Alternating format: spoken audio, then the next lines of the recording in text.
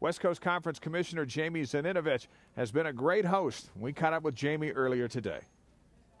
We've had great crowds, we had great games, really competitive games, especially on the men's side. The games have been so close, and I think we're headed for a great final.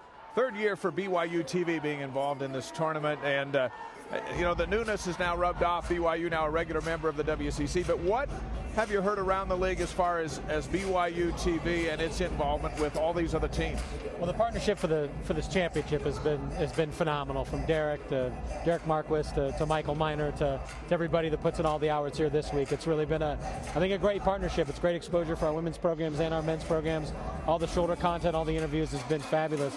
And during the year, I think people are noticing that when they go to BYU and in a lot of their Olympic sports and otherwise, that they're getting great coverage and are excited that people can see them on TV. It's one of the uniqueness of BYU, and I know when you were considering bringing BYU into the league that the TV element was kind of an added bonus. Oh, and by the way, we can show Olympic sports around the world. Yeah, it was certainly contemplated. I know it was a high priority for BYU, and when we sort of explained how it would work out for our schools too, I think they saw it as just an added bonus in terms of exposure. Let's look into next season. Pacific comes on board as the 10th member of the league.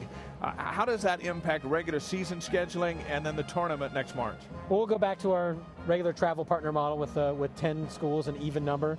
Gonzaga and Portland will travel together. What that means is Thursday, Saturday for the most part in our double round robin sports, including men's and women's basketball. So you have Gonzaga and Portland in the Northwest.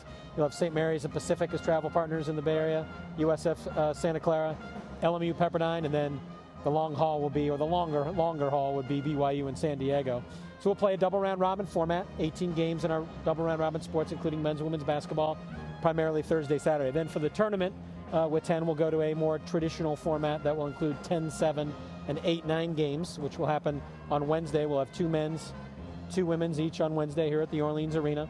On Thursday, we'll do a women's quarterfinal day. Right. So if seeds hold 8-1, 2-7, 3-6, 4-5 on Thursday for the women, the men will take that day off. Then we'll go back on Friday with the men's quarterfinals.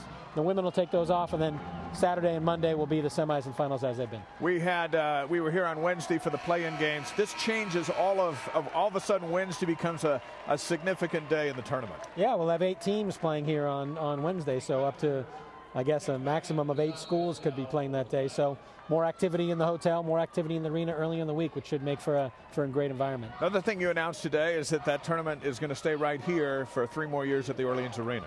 2016, we're here through 2016 with a couple of options beyond that if we so choose. So, you know, the Orleans have been great partners for us. We came here 5 years ago.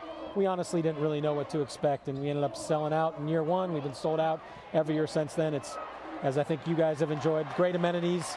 It's really a great size building for us, and they got a great ice cream store. And the Baskin-Robbins is big with the BYU people. I know that. Now, coming into the league, there was some concern that this place wouldn't be big enough with BYU and Gonzaga, but it's proven to be just the right size.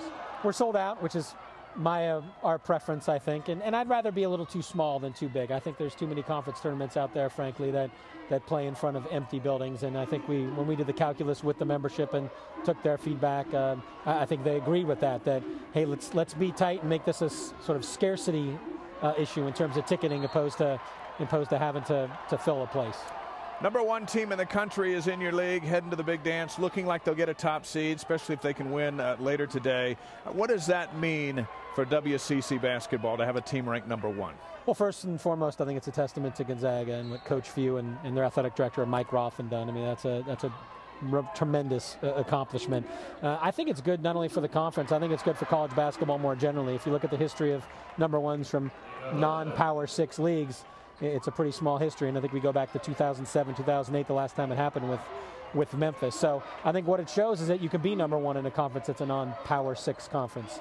And that happens to be the West Coast Conference. But that's not only good for us, that's good for college basketball more broadly. Remember, BYU is ranked number 1 in football and won the national title back in 1984. What that meant to the WAC and to BYU ever since, and you see Gonzaga with the opportunity to get that done for the basketball side. Yeah, I think the world's a little bit flatter in basketball than some of the other sports, frankly. If you look at what Butler and VCU have done recently in the postseason, now for that to be recognized in the regular season with the number 1 ranking is really something good, again, I think, for basketball more generally, for all 350 programs. You've been a wonderful host. We look forward to seeing you next spring here at the Orleans. Absolutely. Thanks for all the good work, Dave. Jamie, thank you. you.